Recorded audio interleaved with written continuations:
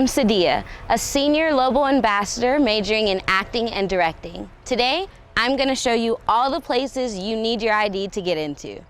Science majors, if you're pulling an all-nighter and really need to get into the labs, you can use your ID to have access to the labs after they're closed. You definitely can't get into the dorms without your ID. In the residential living office, you'll find our convenience store, the C-Store.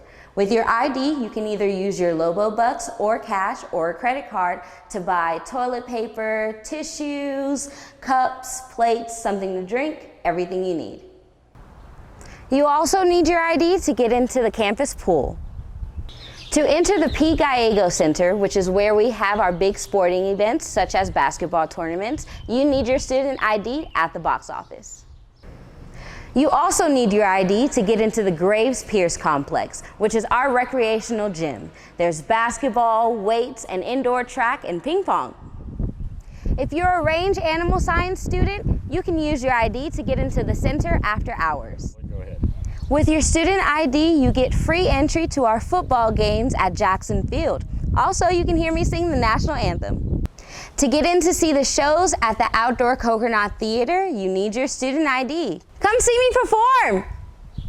Coconut Field, home of the Alpine Cowboys. And guess what you need to get into this baseball game for free? Your student ID. If you go to the McDonald Observatory for a daytime tour, you can get free admission with your student ID.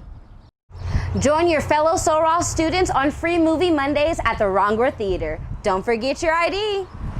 Many restaurants here in Alpine, such as Judy's Bed and Breakfast, offer student discounts, but you need your ID.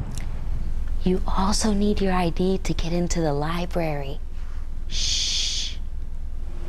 If you've got a meal plan, you gotta eat. Grab your student ID and come on down for breakfast, lunch, and dinner.